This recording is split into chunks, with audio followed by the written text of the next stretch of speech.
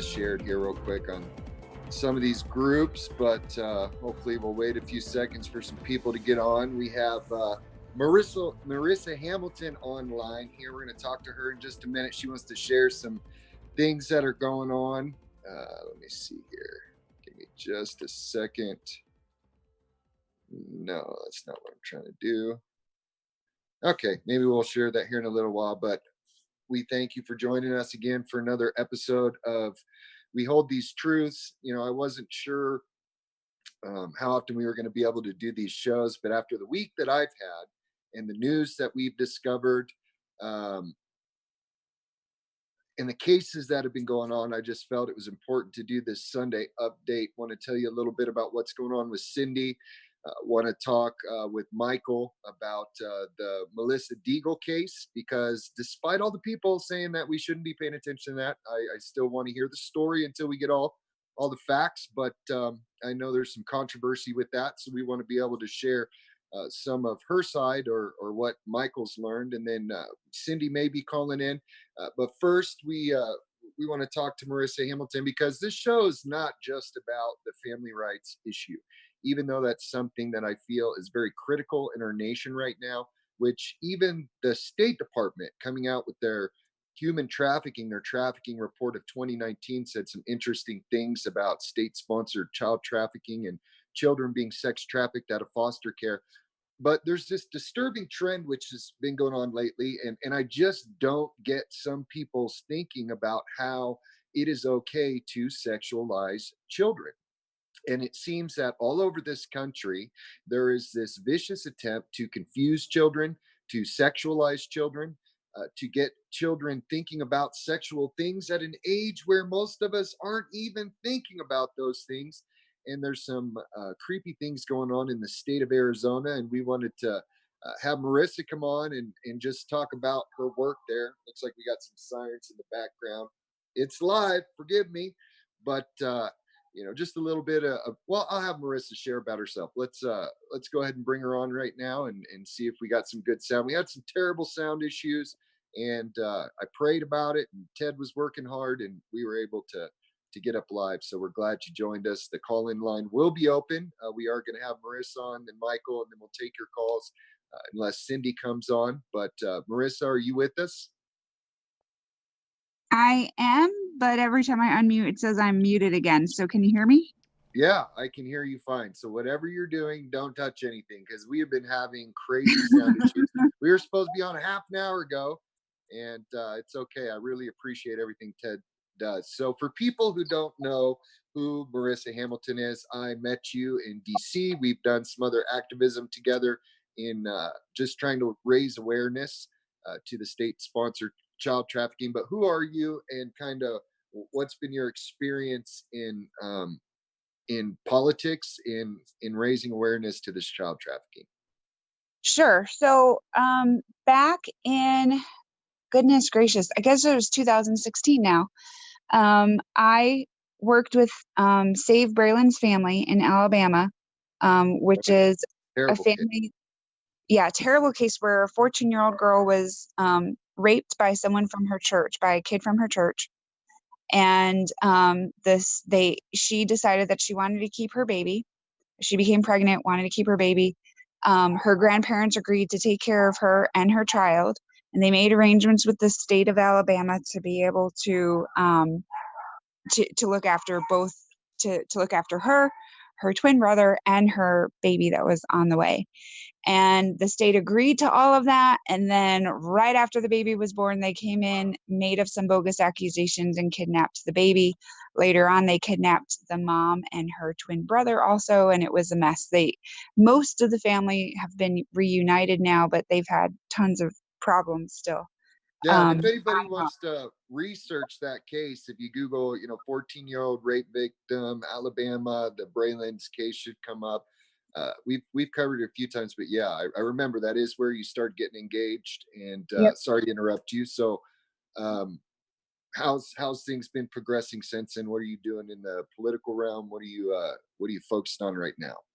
Sure. So after that, shortly after that, I ran for U.S. Senate as a write-in. I advocated for this issue, found out it was huge in Arizona, and that kind of threw me into the whole topic of parental rights. I ran for governor in 2017, and for the last year, I've worked for my city council office.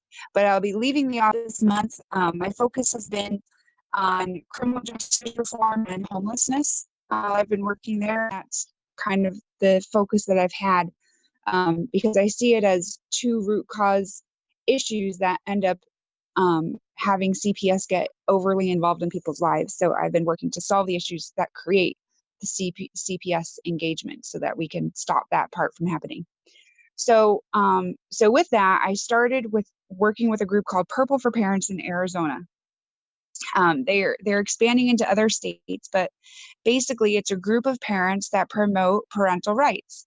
And what happened is as they were promoting parental rights and responsible and accountable public schools, the teacher unions started aggressing against the parents and started calling CPS on those parents. Oh, well, that That's ties how, into one of our parents. But yeah, so you're saying yeah, there that's were how I got schools, involved. okay, schools retaliating against parents for vocalizing their displeasure with the school, and the school weaponized CPS basically. Correct. That's terrible. So, yep. So I got involved with that group early on, and we were able to fight a lot of the things the school unions were doing. So that group started about a year ago. And so fast forward to that, that's what I'm here to talk about today. What ended up recently happening is we traditionally have had conservatives in our superintendent of public instruction position. But this last election cycle, a very far left activist named Kathy Hoffman won. And she has pushed for a very radical agenda when it comes to sex education. And the first thing that she did, I was kind of neutral on, and I didn't think it was a huge deal. And that was called hashtag no promo homo. And what that was is simply changing a minor rule that required that if the schools teach about AIDS, they have to say that homosexuality causes AIDS, which isn't technically scientifically accurate. So that I let go. It wasn't a big deal. Um, but now what she's doing is, and this is according to our former superintendent, Diane Douglas, she's written a big op-ed on it and has been on the radio about it. There's a rule that they're now trying to change, which changes the definition of the content of sex education for kids in our public schools. And the details of it sound like it's not that big of a deal. Basically, they're Xing out a section that says that sex education shall not include the teaching of abnormal, deviant, or unusual sexual acts and practices, and they're replacing it with be medically and scientifically accurate. Well, Diane Douglas, our former superintendent of public instruction, says that that phrase is cited and comes from the work of someone named Alfred C. Kinsey and another group called Sexuality Information and Education Council of the United States. And they apparently worked with Hugh Hefner and Planned Parenthood to promote extreme sex education starting for 5-year-olds, starting in kindergarten. Wow. And it promotes teaching kids about masturbation at very young ages. It's part of the program that if you saw in the headlines on LifeSite News where 10-year-olds were having a competition in the classroom as to which 10-year-old girl could put a condom on the fastest. Oh my Lord, people should be arrested for that. Oh yeah, absolutely. And here's where the really besides the craziness of that, um, the other thing is that we just got the report out of the math and science scores, or math and English scores, from our Arizona standardized testing, which comes from the same Kathy Hoffman's department. And it shows that we've had, we still have less than half of our kids proficient in English and math from 3rd grade on. So the thing that doesn't make any sense is that we have kids that are struggling with the essential basics that public education is supposed to cover. And if you have kids that aren't proficient in the basics of English and math, reading, science, things like that, but they are then being over sexualized in school, that spells for a terrible combination of kids being vulnerable to sexual predators. And and so I don't think that it doesn't sound like what Kathy Hoffman and her people are doing is being very transparent to parents as to what they're trying to do. Technically, they're still supposed to get parental permission before they teach any of this. But But they're even not going beyond to that, do my that. issue is that, yeah, exactly. And we had an issue in Flagstaff where they didn't do it. They went ahead and did some sex education classes. I think it was with fifth graders, and they did not get parental permission. Parents found out about it afterwards. So the thing is that Arizona has traditionally been for pro parental rights when it comes to education. We have a very large school choice program. We have ESAs, which allow for parents to be able to take their children, take the public school funding and use it for either charter schools, private schools, religious schools, homeschooling, whatever they find is their preference. We also have supported parental rights when it comes to vaccines. But as you know, we have a very aggressive child protective services department. And Especially in so Arizona. Yeah. yeah, very aggressive. And so the combination of increasing this sex education for kids while we have kids that are seriously underperforming when it comes to basic academics is pretty alarming. So we have a group, so Purple for Parents are and some other groups are going to show up at this meeting tomorrow where they're presenting what they're what they whatever they want to change, which reportedly is what I read to you. And hopefully it will be a packed house of parents to stand against this. And so far we've beaten Red for Ed on all their other nonsense that has come with trying to take more of our tax dollars. We were able to beat them at their game with CPS. So hopefully we can beat them on this too and make sure that we keep parental rights and not over sexualizing our children. Yeah, and that's just crazy when you have 10-year-olds racing to, which they're just playing a game. They think it's funny, it's really interesting. And I don't want to get too vulgar on this program, but my wife shared something with me today. She said, my children shared a common term with her recently uh, about well, we're not going to go there. The things that they're teaching kids and that kids know about sex is just something that really should not be putting into the heads of kids at the ages that they're putting them. And I'm not completely sure what the agenda is behind this, except just the general breakdown of morality in our society in order to destabilize the family more. Um, I don't know if you knew this, but they just recently passed legislation in Colorado that if a child determines that they're transsexual or homosexual, rather than working through that issue, because there's a lot of reasons why a child might adopt that view that something's wrong with them, and so they want to go this way and explore this and that way and explore that, or they have their peers or other people pressuring them, calling them homosexual, or whatever reason that kids begin to develop this if it's outside uh, a natural course in them or whatever you want to call it. But it is illegal now in the state of Colorado to try to sway children away from that sexual orientation. So if your child comes home and just says, I'm homosexual, if a parent tries to intervene and get to the root of that, even go through some therapy, see what's going on, it has actually been made against the law. And Yeah, so, that's just insane to me. I mean, at a minimum, I think that it's fairly a healthy thing for children to be in therapy in general. There's lots of challenges that come up. Kids might be being bullied or whatever else, and there's a variety of things that are more challenging in kids' lives than in previous generations. That seeing a therapist is something that's probably a good thing. Especially if your children have had to go through traumatic circumstances, which unfortunately happens more often now than in the past with the current environment in public schools. To prohibit parents from being able to take your kids to therapy, that's insane, especially considering Child Protective Sure. Services mandates their therapy. Yeah, and it's getting worse and worse. And to me, it's just another intrusion into parental rights and authority. Yep. We get into the vaccination issue, we get into this sexualization of our children, where I believe in California, some of their more aggressive and radical sexualization and education of children, parents can't even opt out of anymore. Now it's Yeah. you don't have a right, you have no say. The state knows what's best for your kids. We do have another guest on that I want to get to shortly, but I want to just ask what. So you said tomorrow something's going on, or if people in Yeah. Arizona or So around the country want to tomorrow, get involved, what? How can they yes. get in touch, or what did they do?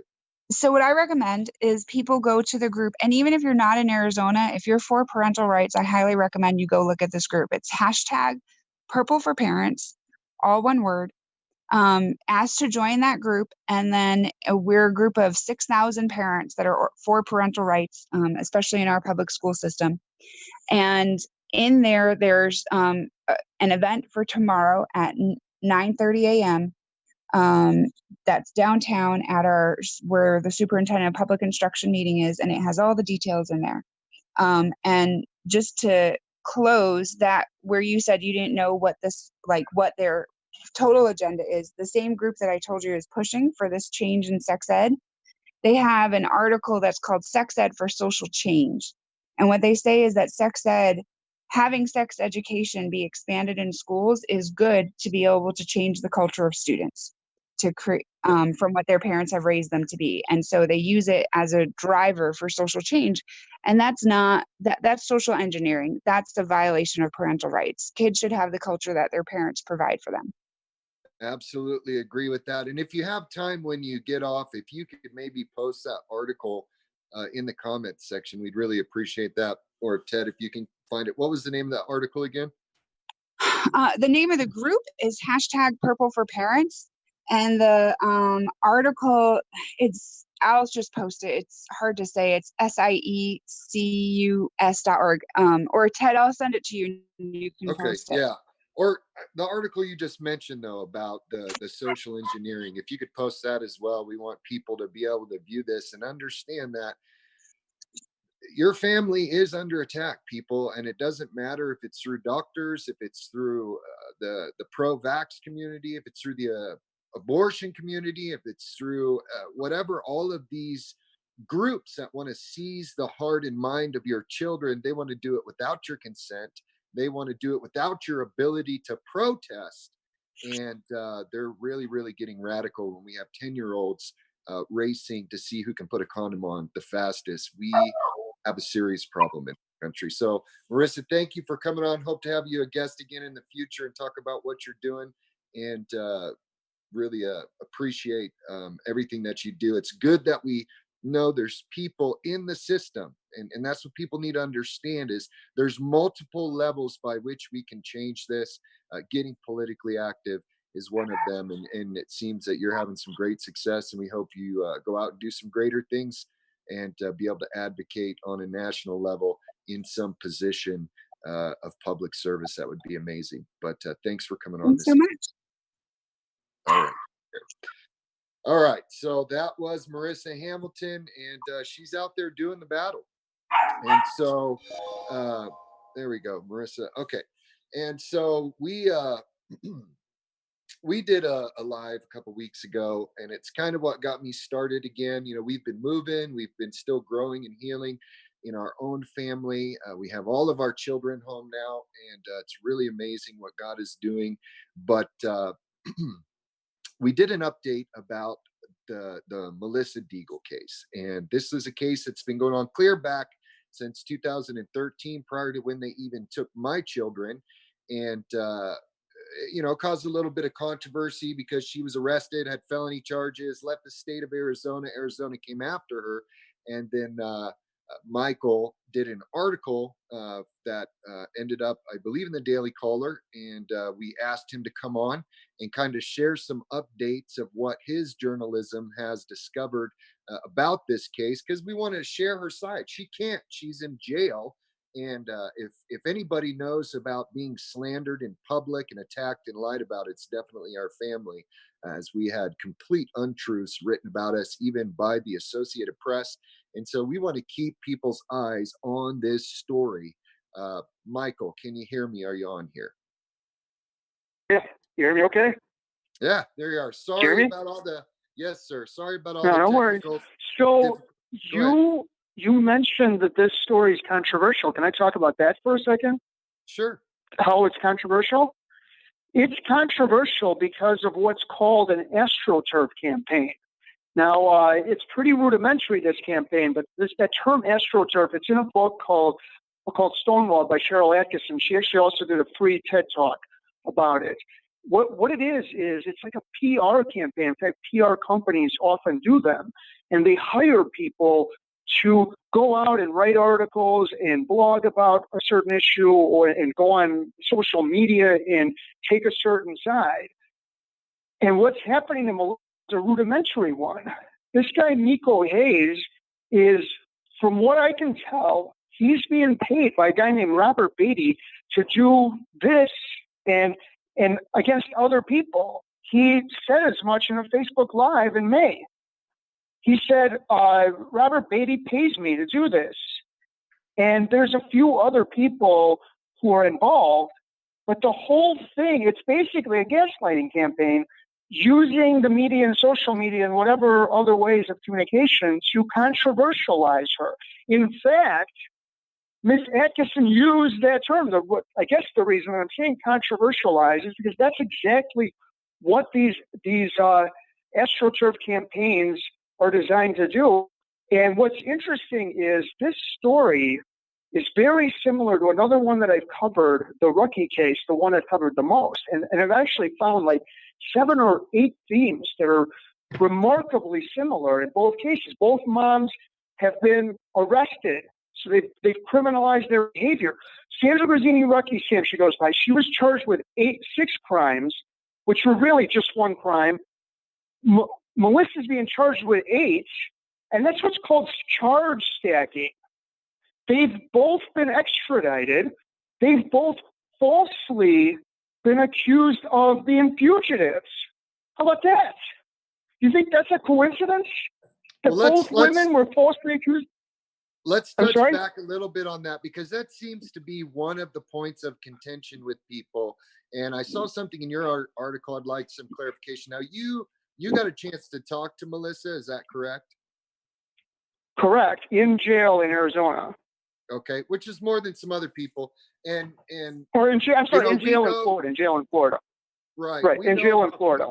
Attacking. The Beatty group had been targeting my family for the duration of our case. So Miko, that was different. I don't really know what's going on with him. I've always considered him a friend, but definitely. Listen, I watched. Look, it is a Facebook Live, but I watched him say, "I get paid by Robert Beatty to these are essentially projects." And I saw that too, but then I heard later that he was trolling somebody. Sorry, I got a storm coming in. It's blowing my window.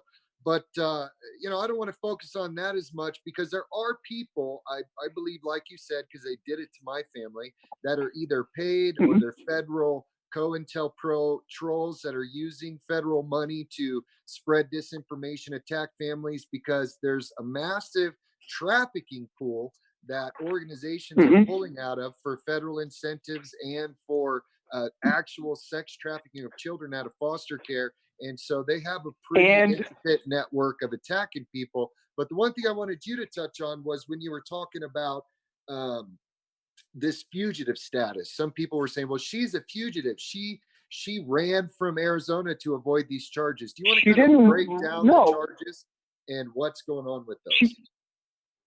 She didn't run from Arizona. She moved to Florida in 2017. They didn't charge her until 2019, and then claimed she ran from Florida, even though they served her at the place, I don't know if it's a home, but the place she lives in with her fiance in Florida. If she was a fugitive, how come they knew exactly where to go find her? Right. And one thing I So found no, they. interesting that I pointed out to people is those police showed up, they lied to her through the door.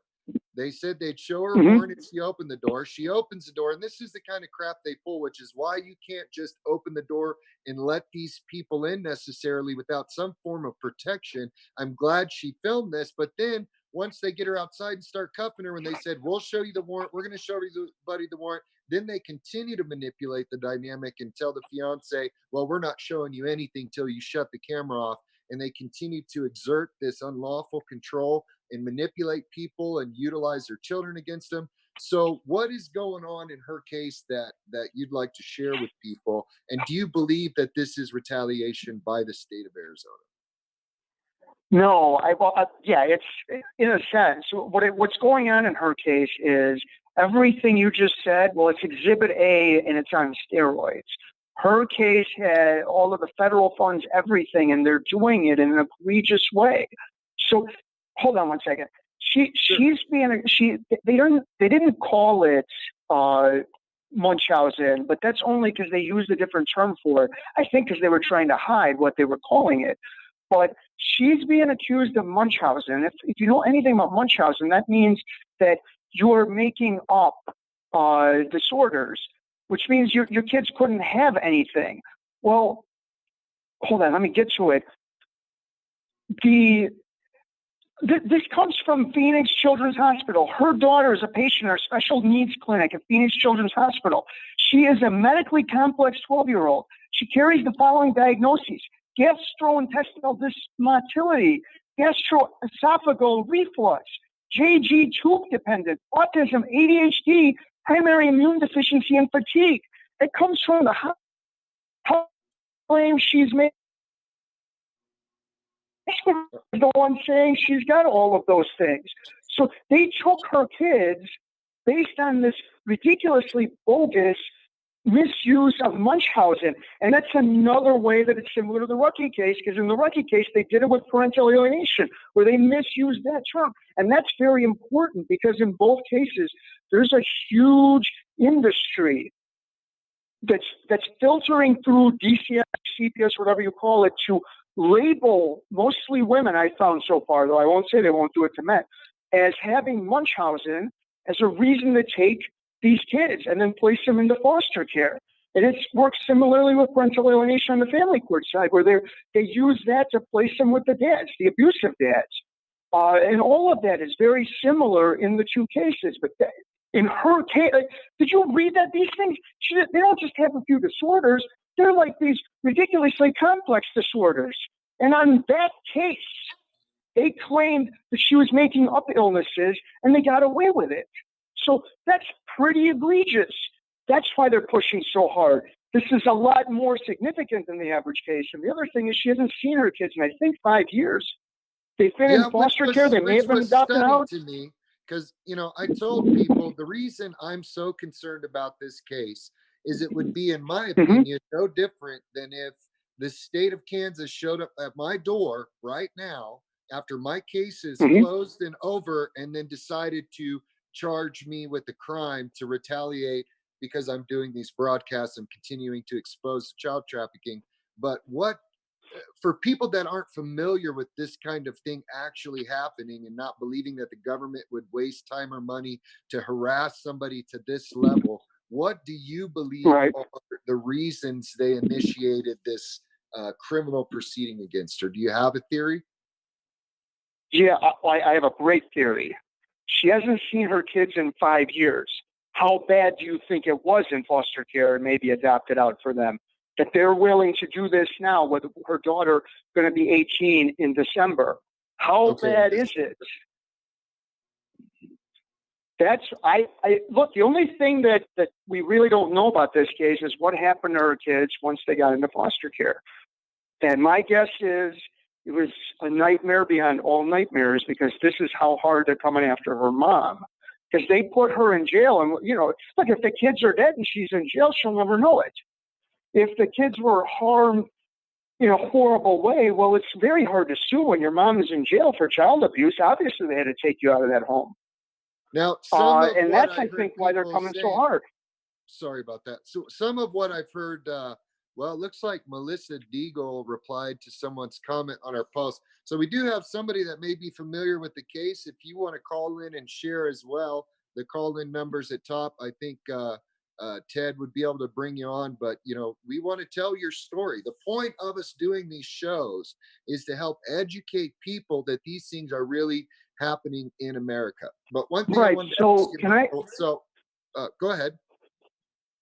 Can I talk a little bit about this Munchausen?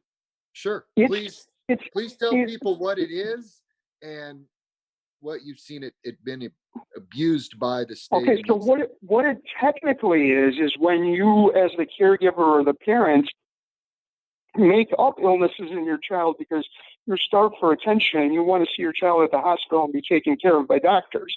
That's the technical Munchausen. However, what we've learned is Munchausen is a tactic used by CPS. Specifically, Sean McMillan, who's an excellent lawyer out of California, has won obscene amounts of money for multiple clients who were falsely accused of it. But Megan Fox, who writes for PJ Media, she just wrote, I think, I don't know, yeah, you had Cindy on. So, Cindy, that's happening now. Munchausen.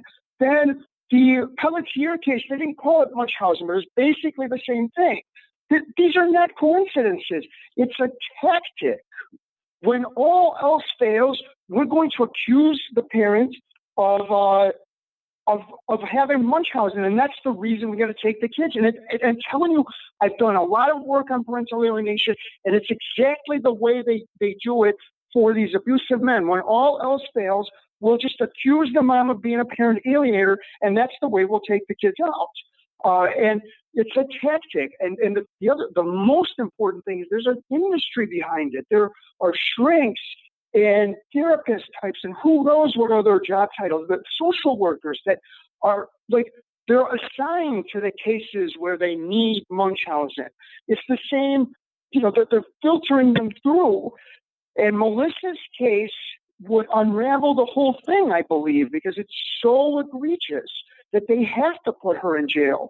And that's what they did to Sandra Grazzini-Rucchi, that they had to have her convicted of a crime, because if she wasn't convicted of a crime, then the logical next step is that you gave a violent person custody of the kids. And the same thing here.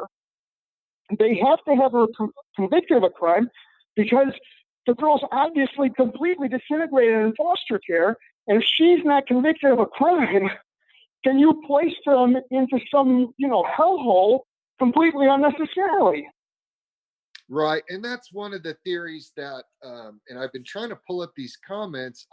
Seems every time we get on this show, I don't know if we're getting hacked, but we're definitely getting shadow banned and have interference. I'm not even seeing people's comments pop up. I'm on here on my computer trying to answer people while you're talking, but it's crazy the amount of money and energy that's being spent to silence these facts from coming out. Mm-hmm. One of the theories that I had is I've seen it is that her child is about to turn 18.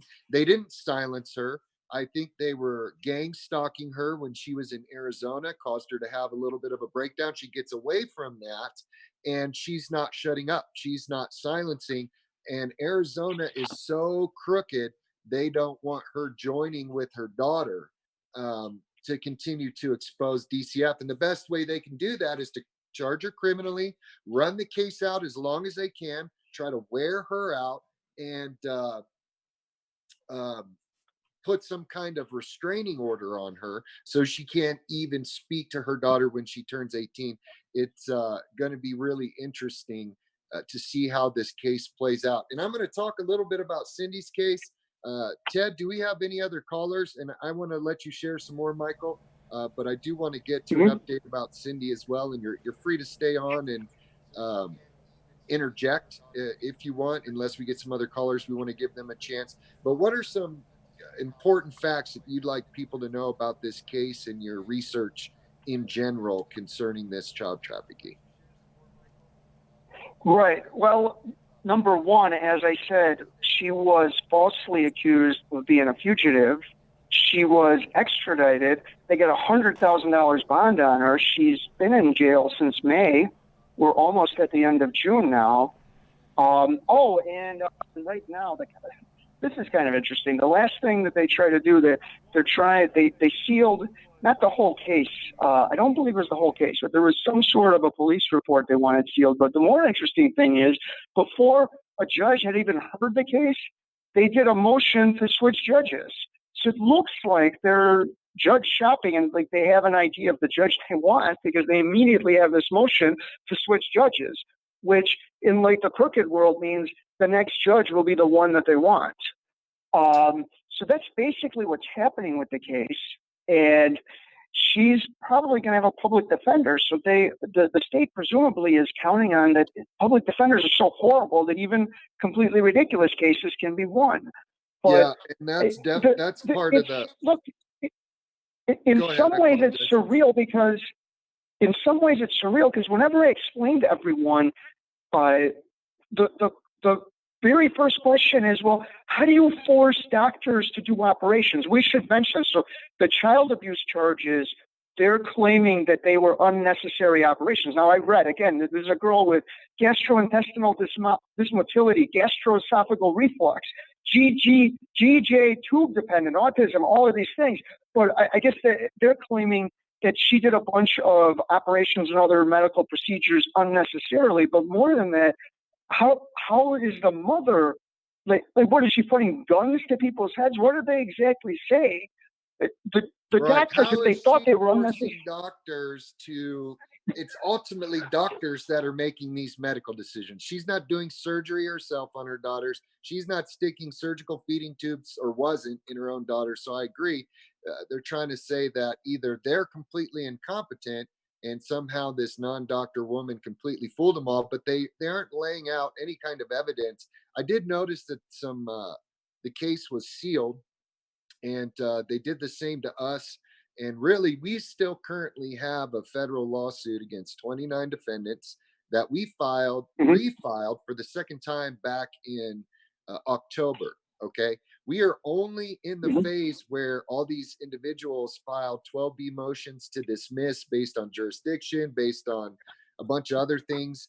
And still, we're just sitting parked. These courts they're using the court system to gain time, to try to pressure parents so they break down, so they quit, so they back out. And, we were supposed to have Cindy on tonight, and she texted me a while back and really is having a hard time. People do not understand the devastating feeling of a parent that does not abuse their children, that has the best interest of their children in mind, that care for their children, having these professionals come in, falsely accuse you of some kind of neglect or abuse. And then while you're trusting the system, thinking, if I just give them my evidence, if I just take these classes, if I just show them that they're incorrect, they're going to do what's right, not realizing they have this system locked down. And the whole purpose is to keep people distracted, defending themselves against bogus claims of abuse and neglect, while on the other side, they're defrauding the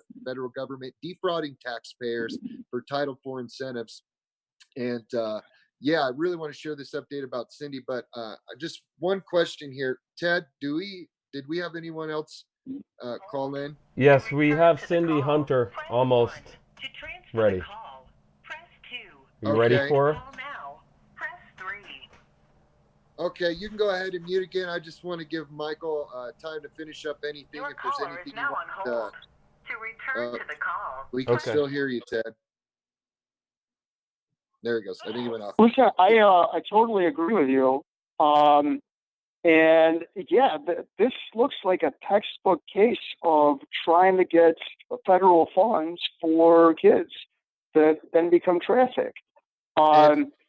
And the thing that hopefully people can understand, if you have like this gastrointestinal, whatever the second word is, and there's like 6 or 7 of those, and you can convince a court and get all of the proper stuff together to take that woman's kid claiming she's making things up when her kid has complex disorders. You can do that to anyone. That's why this is such an important case, because it's so extreme to say she has Munchausen, given the severity of the symptoms of her kids. So if they can get away with it in that case, they can do it to anyone.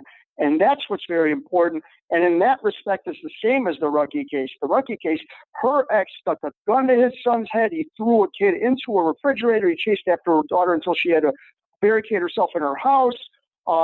He was doing all kinds of things, and all of that abuse was covered up. And it's sort of the same thing. It's that same dynamic. And as I said, in both cases, I think they're more egregious than the average case. And that's why people are pressing so hard.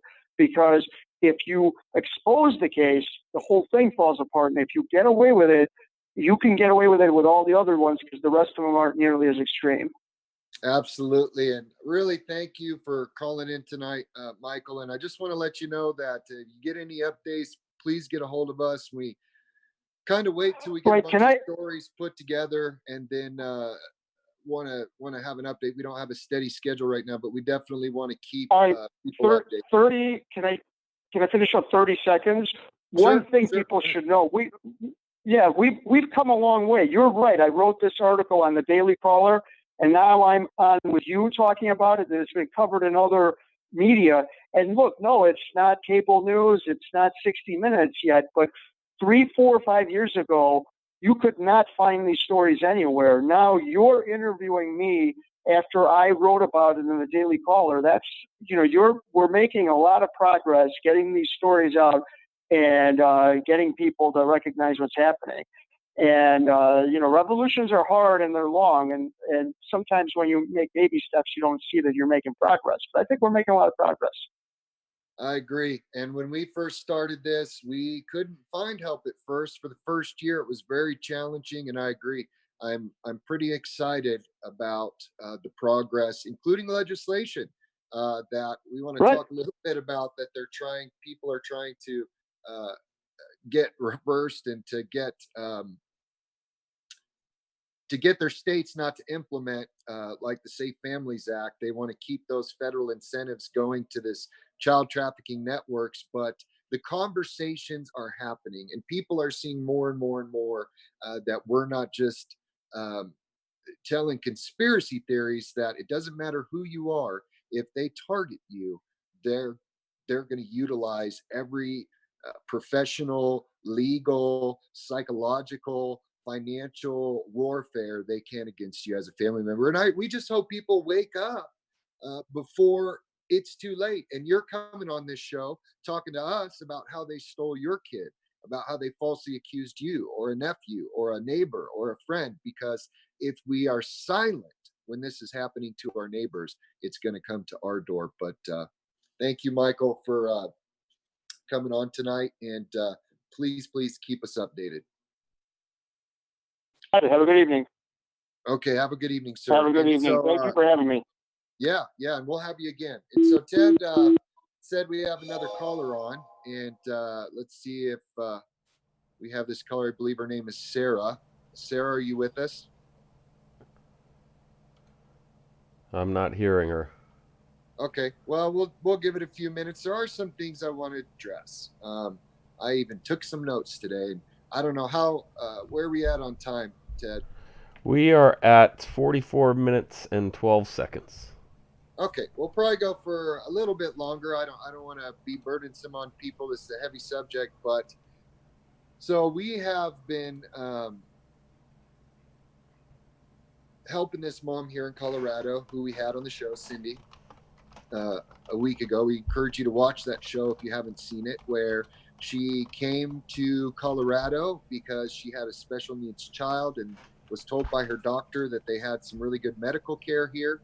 And there's a scary thing happening with that. They're forming in Colorado a network of doctors so that these doctors will make sure that child abuse cases don't slip through the cracks.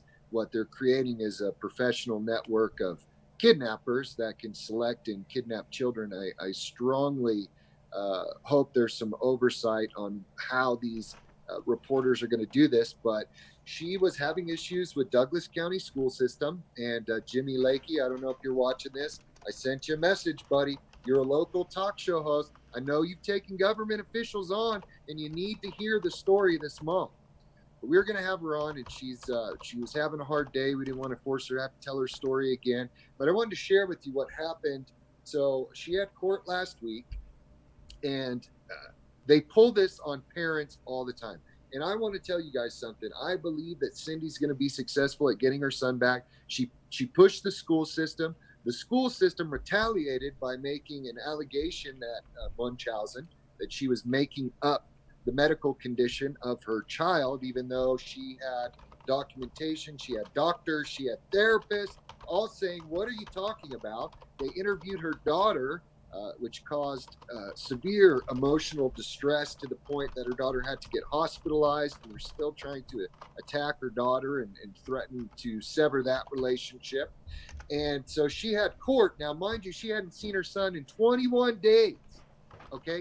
Now, imagine you're a parent and you haven't abused your child, and they come in the school system and they tell you to come in for a court hearing just so you can waive services. No big deal. They're not going to force themselves on you. They think you're doing okay, but they just got to make everything official. You go to that court, they seize your child, even though they leave another child in the home, which shows they don't believe you're a dangerous person. They only take the child that gets the social security check because he has a disability. They only take the special needs child with a unique medical diagnosis, because in the children's hospital can use the state to give them permission to try new types of therapies and medical experimentation on these children, which I believe is probably what's happening also to this case in Oregon, Kaylee. But so she has an attorney coming on the case. Her public defender has done an absolute horrible job. Like Michael shared, a lot of times they work with the state to violate your rights and to keep you ignorant of your rights while they help the state terminate your rights. But I want to tell you that Cindy's been doing everything right. She hasn't believed what they told her. She goes, she gets records, she does her due diligence to make sure that they're not trying to get over on her. So they contacted Cindy and said Wednesday's court hearing was canceled, that she was not going to have a court hearing. She also, there was a motion for her public defender to withdraw from the case. And I talked to Cindy. I said, don't trust them. They'll lie to you. They can't just, because she said that her attorney wasn't coming on yet, and that the public defender decided that she was withdrawing from the case, so she wasn't coming. And I was like, wait a minute, that's a violation of your rights. You can't just walk into a courtroom and until that attorney is taken off the case, she's still your public defender. So a motion was put in and to change the date of the hearing so that her new attorney could come on and represent her. So she gets a call from DCF, or I believe it's an email, and we have this evidence that that the court hearing had been changed. So she goes down to the court herself, and it's verified. Oh, yeah, the hearing's been changed. We're doing it on such and such date. And she just doesn't buy it. And so she shows up at the courtroom at the time that she was formally supposed to have the hearing. And guess what? They're having a hearing. Now, listen to me, parents. If they can't find something against you, they will make it happen. They will make it up. And so, what they were trying to do, they know they're in trouble with Cindy's case.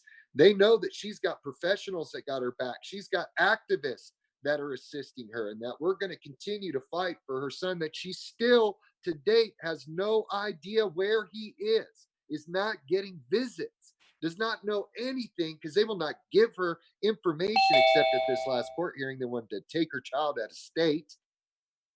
And I'm surprised they didn't try to gag her. And, they may be watching this right now. And if you are Douglas County, if you are DCF down there, we're not done. We're going to help her. We're going to expose you.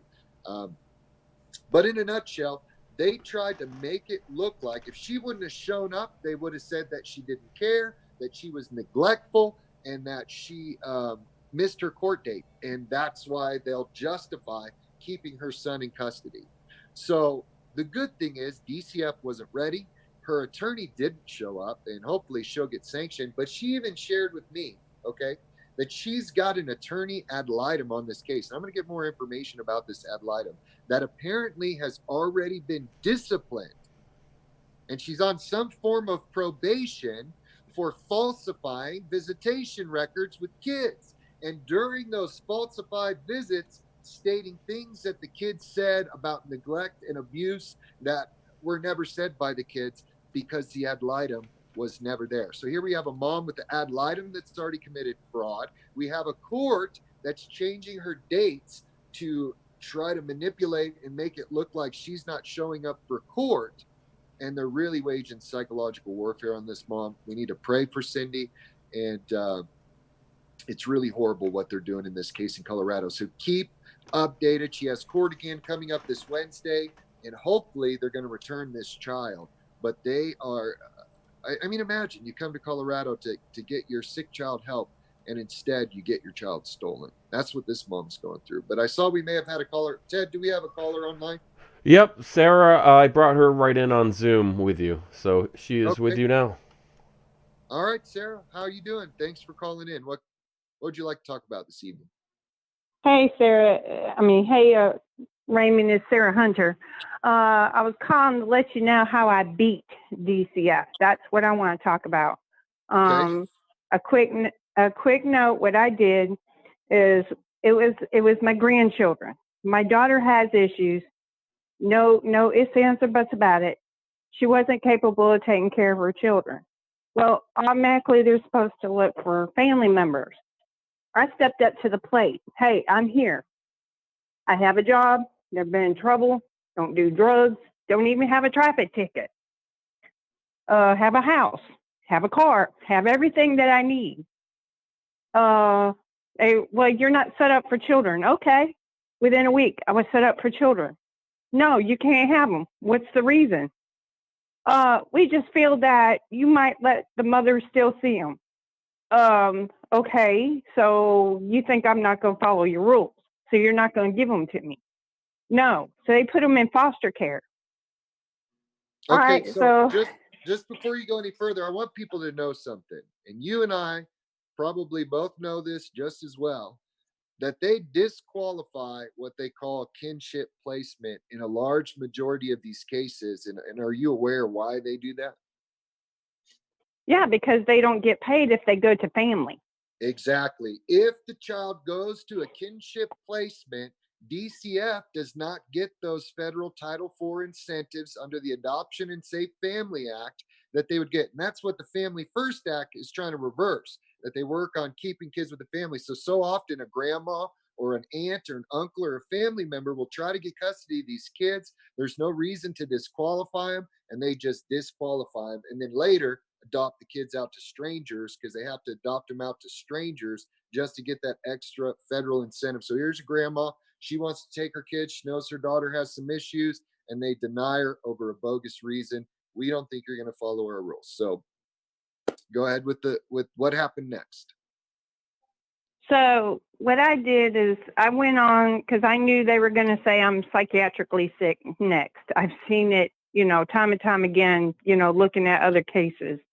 So what I did before they even asked is I went to a psychiatric place to have my own psychiatric evaluation, but I done it in a different county where that county uses DCF. The psychiatric place uses DCF for that county, but I didn't tell them it was for DCF. I just said, I need a psychiatric evaluation for school. So that's what I told them. So they done my psychiatric evaluation. They gave me the paper. I had it in hand. DCF in the county that I was in fighting said, we want a psychiatric evaluation. Here you go. Already got it done. Thank you. They were like, we can't take this because it ain't on one of ours. I said, yes, ma'am, it is, but it's from another county. So they had to take it, and the judge took it because it was from another county under DCF. So they were like, okay, I got over with that. And the judge was like, I think this grandmother should have at least visitation. So he gave me unlimited visitation. In the meantime, while I was going to see my grandkids every single day, I had unlimited visitation. I took the grandkids and I went back to another psychologist as a family and got that one to say, okay, she's perfect for these kids, blah, blah, blah. Took that to court. So they let me have temporary custody then, only for like, they even stipulated only for 30 days. Okay, during that 30 days, since I had custody, I went to Superior Court over DCF without telling DCF, took my daughter. My daughter says, I want her to have them. Superior Court gave me full guardianship, period. I took it back to DCF. I said, you got to shut your case. You don't have a case on me. So they shut the case. They had to, but they not without coming to my house and harassing me about it. I didn't do it right. I said, I'd done it legally. What can I say? I'd done it legally. Yeah, and we've seen that. So we helped another family that was involved in a DCF case. The mom found out she was pregnant. It was an unjust case. They had all 10 of her children. They were medicating all of her children. We helped her come to a safe place and have the child out of state. And that was the thing we helped them set up, was to get some sort of legal documentation to that kinship placement before DCF could get involved, because then they have to disqualify the placement. But see, that doesn't always work. And one thing I want to point out to people that I think is valuable about your story is they're going to ask you to do things. And I see people giving people advice on here: don't ever open your door, run from these people, don't comply. And I don't agree with that, because we, like Jesus said, we have to be wise as serpents, but not serpents. We have to be harmless as doves. We have to be able to navigate around these people without giving them further reason to violate our rights, because they don't want the gig up. They don't want to lose their hustle over one or two families. But one thing they'll do is they'll put these requirements, but then on top of those requirements, they'll select the professionals that you have to use. Now, by law, they can't do this. You have a right to a second opinion. You have a right to use your own physicians, but they'll try to bully people like they did you, saying, we can't take this documentation. I've seen a parent do a parenting class 3 times and they denied all 3 of them. But what people don't understand is ultimately it's the court that makes the decision of whether or not they're going to take that. And I tell people, don't believe DCF. Don't listen to their lies. Take the documentation in the court, show it to the judge and say, Judge, you disqualify this person then. See, they try to, because of an incident that happened 6 months prior to our case, they try to get my wife wrapped up in this domestic batterer program that she did not I remember that. You remember that? And it was a 6-month-long intensive program ran by the Secretary of State of Kansas, who at that time was defending our defendants in the lawsuit. And so we went out and found a professional. We did a GoFundMe. People helped us pay for it. It was $600. And they tried to disqualify this guy. And we were like, this is the guy that wrote the domestic batterer assessment that's used across the country. How are you going to disqualify him? And they couldn't. And he said, she doesn't need this class. This is a twisting of the facts. And so we totally encourage people, you have to go, and it may take some work, and you may have to raise money, and you have to use your own professionals and not necessarily let them know that it's going to be utilized in court. Just get these assessments and let the courts disqualify them. Don't listen to DCF. So that's a really valuable insight that you've given people. If you use their people, they're going to lie about you. Right. So then my daughter got pregnant again. So obviously, DCF was going to jump in when she was in the middle of trying to have the baby. And she calls me, Mama, they're acting stupid. Something's going on. I'm like, all right, I'm on it. So I went up there, brought me a notary. She signed, what is that called? Not guardianship, but well, it's going to depend on I guess it's like, in some states it's a permanent. Yeah, it's like guardianship. So she signed that over to me. Yes, it's not power of attorney. It's like a guardianship. So she signed them over to me before DCF had a chance to do it. And she had to stay a while because she had a lot of bleeding problems. So I was able to take the baby home. And no sooner I left out, 30 minutes later, she said DCF was in the room to pick up the baby. Too late. I got him. You know, they came to my Honestly, house. I said, you don't. you were blessed and you Go got ahead. fortunate because it doesn't always work that way. And a lot of No, times they'll but you ignore have to those. stay on your toes. You have to stay on your toes. You have to try to stay one step ahead of these people. If you don't, then you're going to lose, or it's going to be one heck of a battle. I ain't going to say you're going to lose, but it'll be one heck of a battle. If Well, you're but one a step lot, ahead of them and know the next steps they're going to try to take, and you try to defer that, then, you know, you have a better chance. That's what I'm trying to say. sorry, my You cat there? just jumped on my lap. Yeah, my cat just Oh. jumped on my lap. Doing this from home. So yeah, well, we thank you for calling in this evening, Sarah. We're starting to run out of time, and I want to touch base on a few other things. Feel free to call in Okay. for future shows. But thank you All for right, sharing thank that you. information because I think that is Okay. valuable information. So you have a good evening. So I don't mean to cut anybody off short, but we want to keep this within an hour on our shows, and there are a few other things that I'd like to address before we close up this evening because I think they're important cases. All right. So right now, and I took some notes. One thing I want people to know about is recently the State Department. Let me go down here. Came out with a report. If I can get to it, but my computer's freezing up. That's basically, where's it at? Up. There we go. The Secretary of State. It is called Trafficking in Persons Report of 2019. And the reason I'm sharing with you guys, if you're out there and you're filing litigation and you're fighting for your kids, I think it's important to go and read this report. Now it's 586 pages.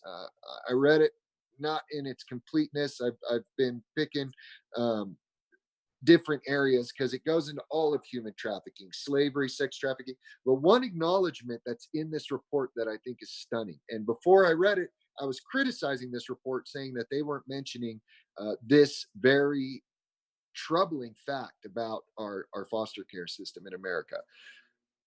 But when they were breaking down the different countries, this is what that report said. It said, in the United States, traffickers prey upon children in the foster care system. Recent reports have consistently indicated that a large number of victims, upward of 60 to 80%, I'm thinking it's around 80, a large number of victims of child sex trafficking were at one time in the foster care system.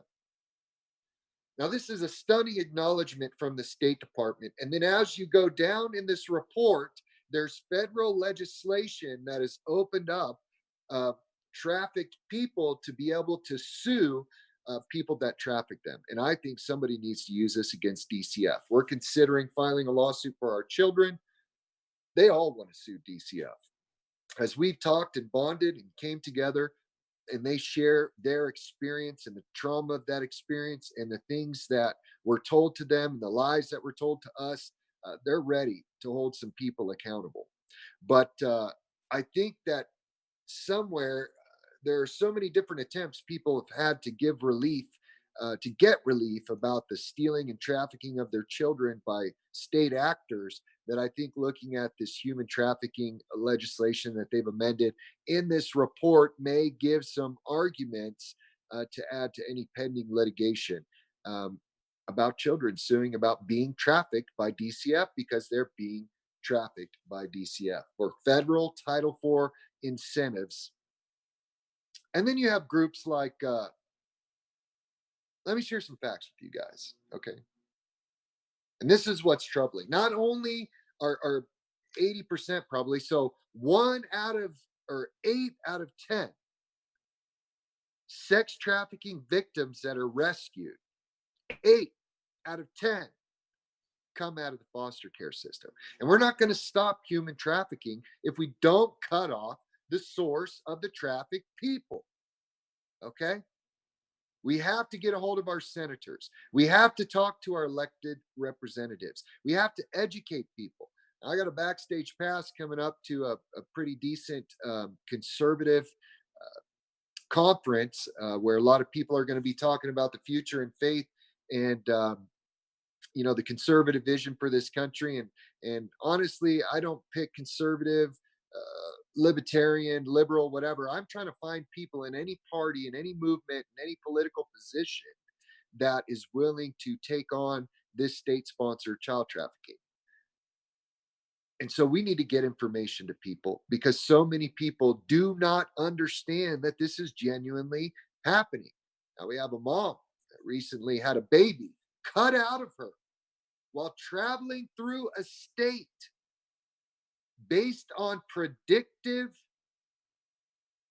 it's called predictive abuse or something like that. It's pre-crime where they basically say our factors have determined you may abuse or neglect your child. So they drugged her, cut the baby out, took it, and within a matter of a month, they've already terminated the rights of these parents. They retaliated from going public. We're trying to get that mom on. Would love to have her story shared because it's horrifying, dystopian craziness when you have state governments cutting babies out of mom's wombs to steal them and traffic them. It's happening in America. It is happening. And we'll show you the proof. If you're watching this video and you think we're all crazy, you message us and we will give you proof and story and proof and story to show you that our government agencies under the guise of child protection are stealing kids. But let me give you some facts here that while I was preparing for the show today, and these are kind of old. It's actually worse now. So it says we currently have 500,000 children in our broken foster care system right now. Okay. Almost 80% of inmates incarcerated in our prisons have spent time in foster care.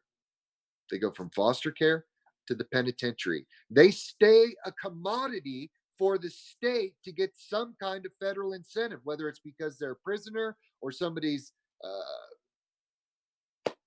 got a special need in the foster care system, or they let these kids just age out. They leave them on the street. Those kids commit crimes because they're not getting proper treatment. They're not getting what they need to reintegrate and to learn how to be adults because this system uses and abuses and traffics them.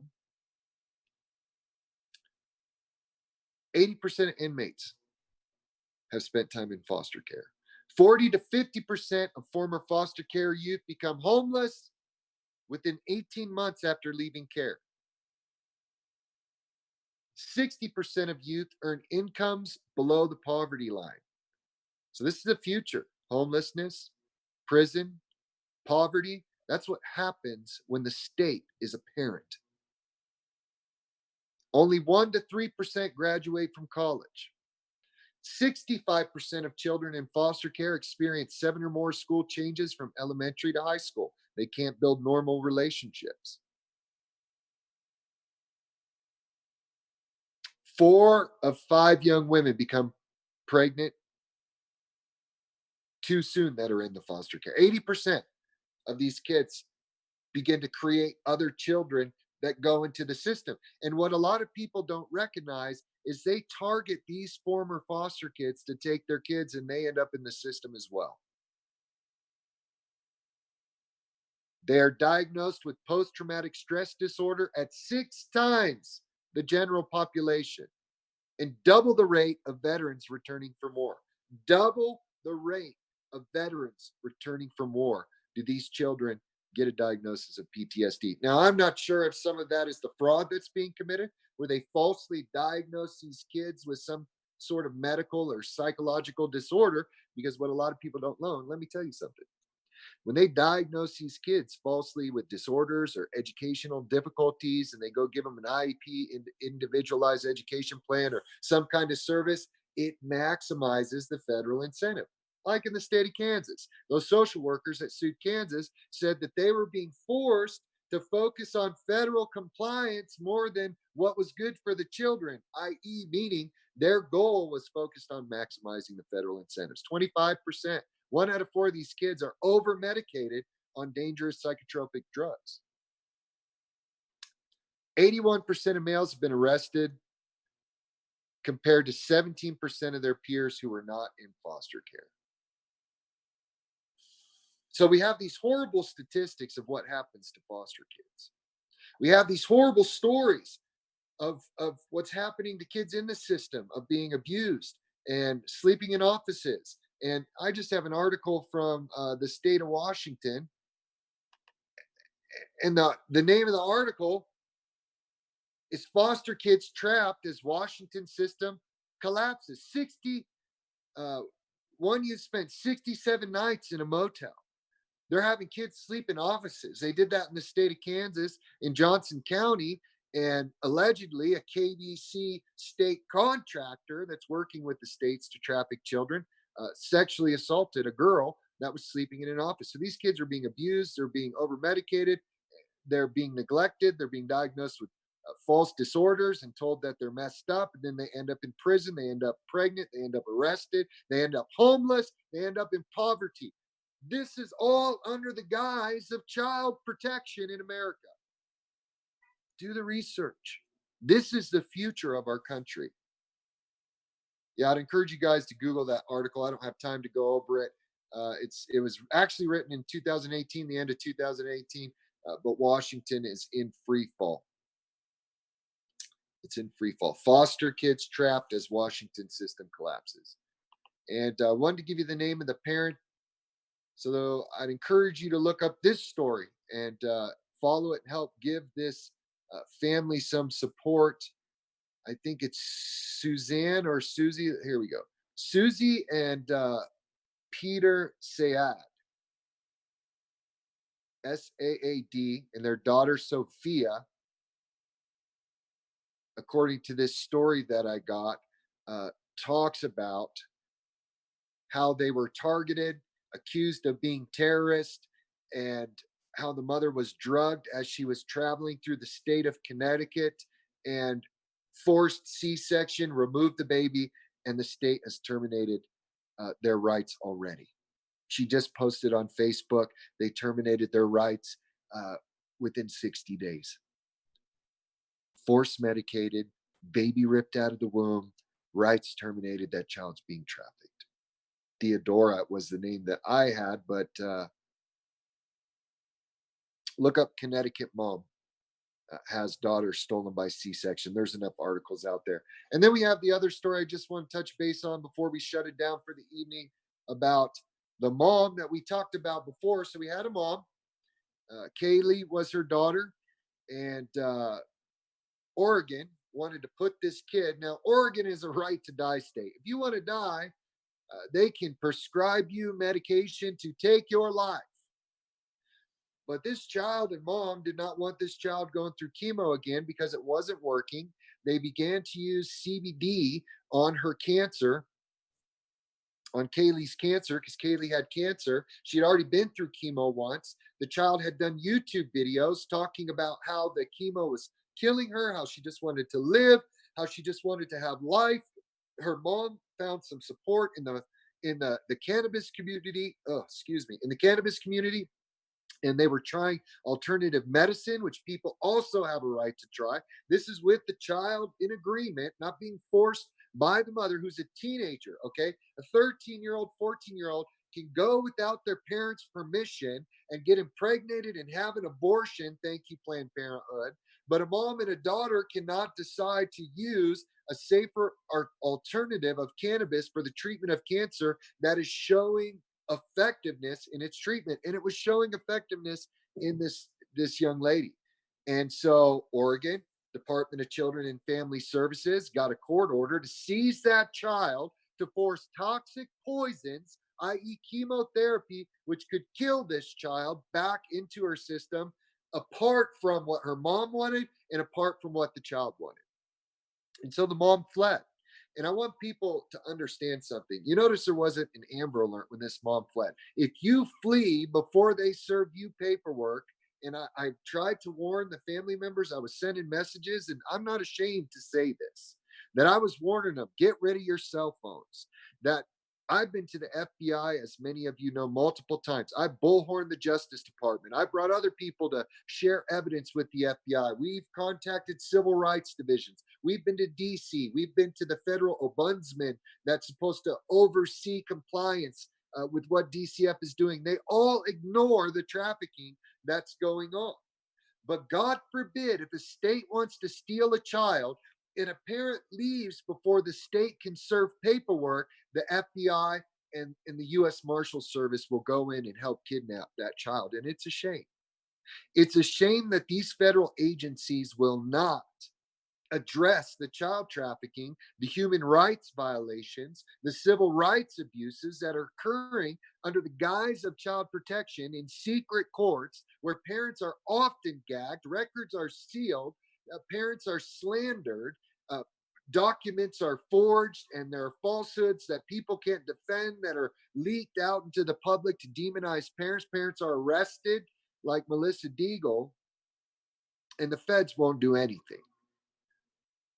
But needless to say, this mom thought she was safe. She went to Nevada. They were outside of the custody of Oregon prior to these papers being served. There's no reason why feds even had jurisdiction, and I encourage this mom to sue the agencies that came and got these children.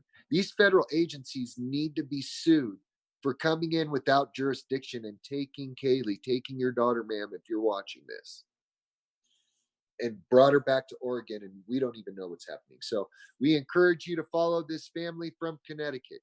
We encourage you to follow Cindy's case, which is the PJ Media article about another bogus Munchausen by proxy diagnosis, where the mom even has doctors going in and saying that this is outrageous, and they still haven't even let this mom a month later know where her child is.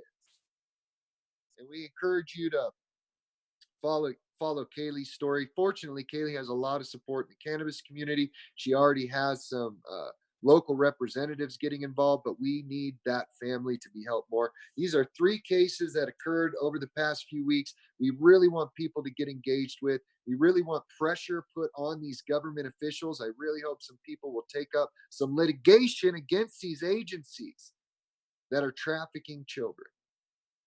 And so before we go, I just want to say, Ted, do we have anybody waiting online? No, we do not. I started a watch party, and there's a question on it. Okay. I asked him to post there because the watch party comments don't go over. Okay, so his question is at 44 minutes. I'll just read it verbatim. At 44 minutes, and DCFS said you have a mental health issue. But when you want to go see a psychiatrist, they never diagnose you with a disorder. They cleared you, and Social Security said you had no mental impairment when they gave you an evaluation. Can CPS still say you have a mental health issue? Okay. That's a really good question. Thank you for asking that question. And if anybody else has any other questions that they want to get to Ted before we close up this show, feel free to message him or go ahead and put him up in this watch party that Ted has going on. And we just want to thank Ted for all the hard work he's doing to help us produce this show. Thank you, Ted. You're welcome, support Raymond. his work. If you want some videos done, please get a hold of Ted. And at the end of the show, it'll have his logo of his video production. But to answer the question, DCF does whatever they want to do. And this is a sad thing, okay? These are people, many of them, that have a master's level education, that have an oath and an ethical standard under the National Association of Social Workers. Go read their ethical requirements for how they're supposed to be conducting their professional life as they case manage your case. But I've found they will continue to ignore documentation. They will lie to the courts. They will try to discredit anything that you bring in that's in your favor. And so, can they still say that you have a mental disorder? Absolutely. And that's what the court format is for. The one thing people have to understand is it doesn't matter what DCF says. It doesn't matter how they try to gaslight you. This is why we tell parents record everybody. And I know Connie disagrees with me, but if you have an attorney that you think is going south and is shady, record them. Record wherever you're not going to get yourself arrested unless you're ready to pay that cost, and and document what these people are doing. Keep records, keep your emails, okay? Bring that documentation, not the recordings, into the court, and then the court makes a determination of whose story they're going to take. They're going to take DCF saying you have a mental illness. The problem we have is it's your attorney's job to challenge DCF's false claim against you. And often these shill public defenders refuse to do it. That's why I sued 3 of mine and ended up representing my own case, because they'll just come in and say, no, we believe that this mom or this dad has a mental illness and they're not complying with any treatment, and they'll leave it at that. It'll be a complete fabrication. And it's your job. You're going to have to bring in that evidence and get it on the record. As you're keeping these records, as you're keeping logs and email copies of the conversations between you and your caseworkers, all that needs to be brought in the court, because the one thing these people don't want is they don't want it on the record. They don't want your evidence on the record, because the only truth that's going to matter to any other court or anyone in the public realm is what those court records say.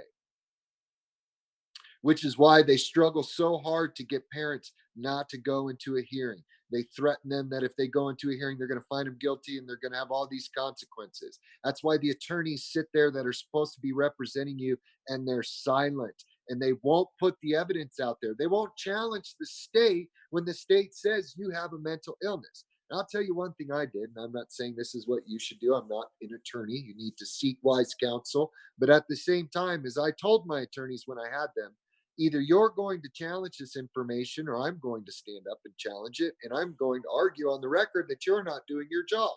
And as the hearing was going forward, I'd get ready to stand up and I'd tell my attorney, I'm standing up. I'm standing up. And finally say, Your Honor, whoa.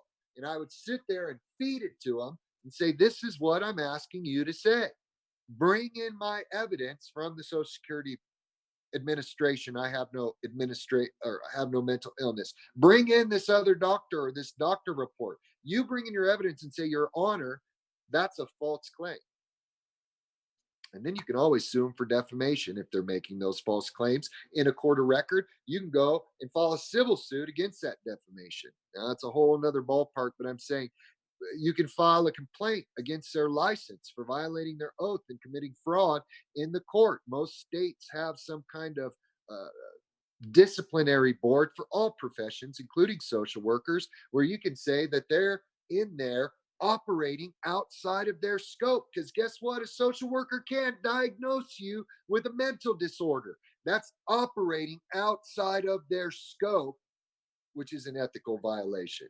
Only a licensed doctor or mental health professional that is authorized by the scope of their professional licensing to make such a diagnosis against you can do so. Now, I'd say even the Social Security Administration would necessarily be evidence, because they're not doctors either, and that's what DCF will say.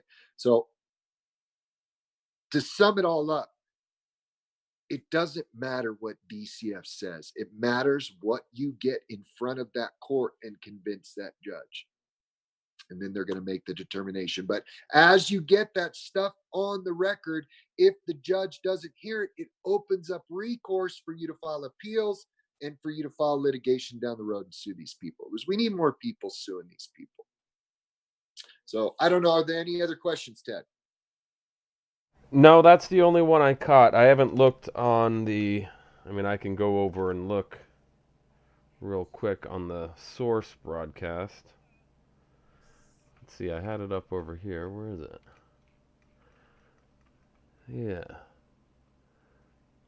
There's a bunch of comments.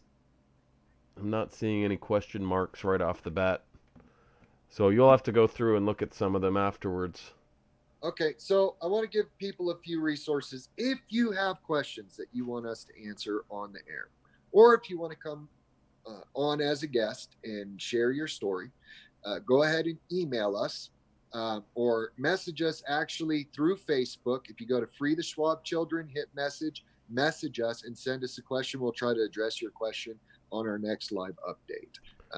We're pretty responsive to any kind of messaging that you send.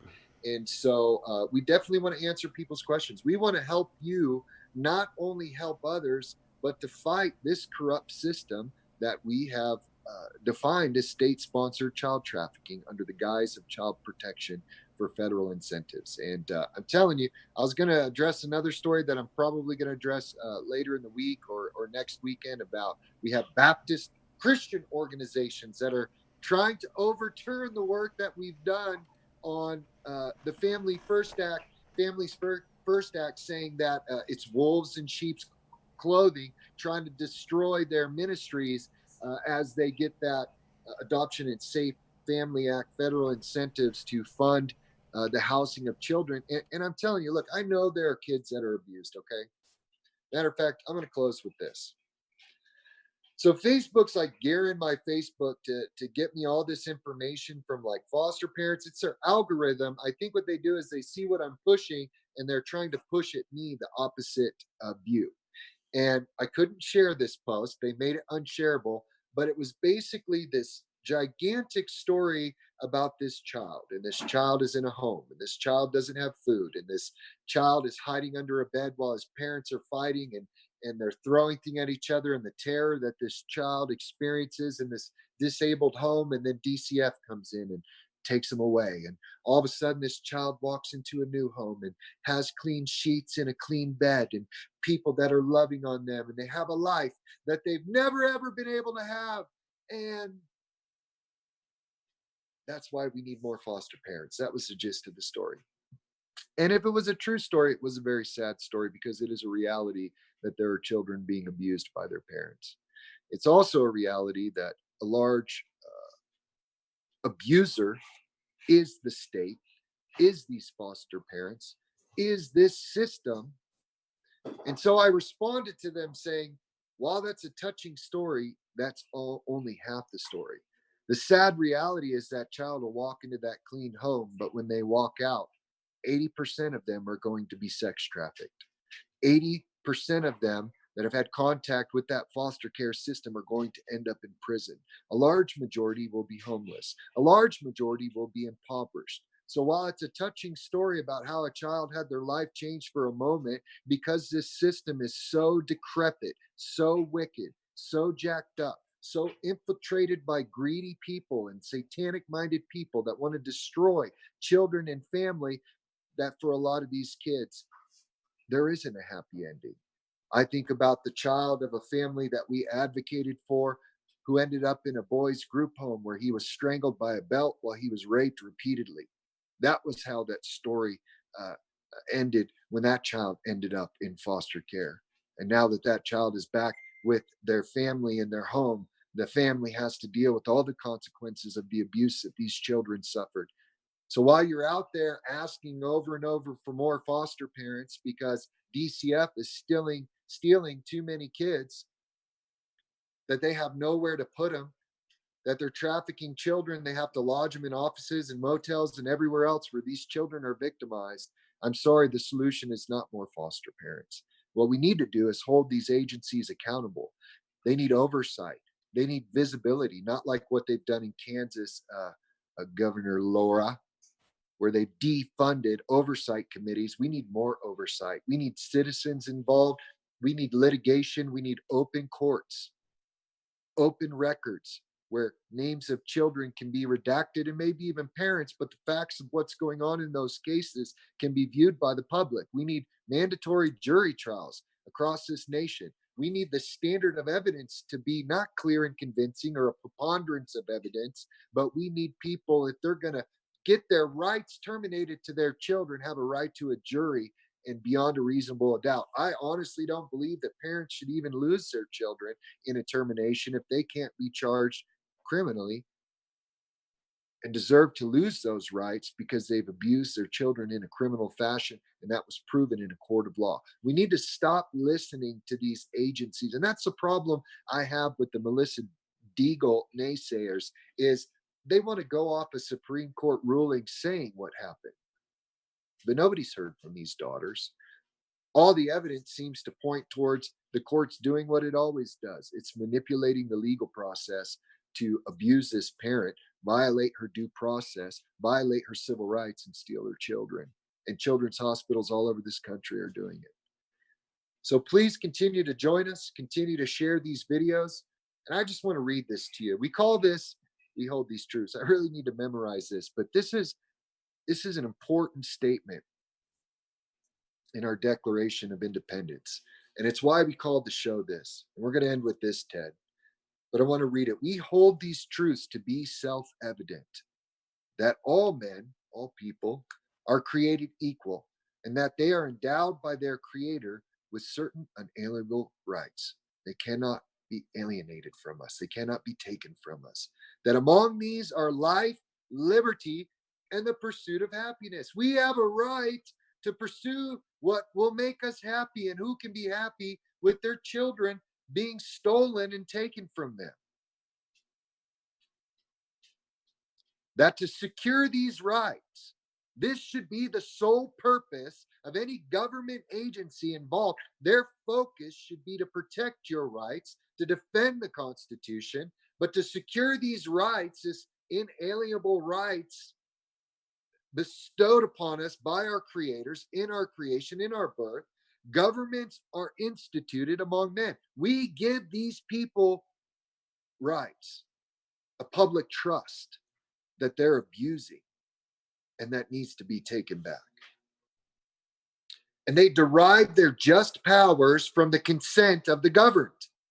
That whenever any form of government becomes destructive to these ends, and DCF is destructive to these ends, it is the right of the people to alter or abolish it and to institute new government, laying its foundation on such principles and organizing its powers in such form as to them shall seem most likely to affect their safety and happiness. We have given them over the power to destroy these families, and it's not going to be taken back unless we take it back. And so please continue to join us. Please continue to research this issue and stand beside these families that are being victimized by an awful system that's out of control, trafficking children for federal incentives. So thank you for everyone who called in. Thank you for joining us this evening, and apologize for the technical difficulties, but we'll see you next time on We Hold This Truth.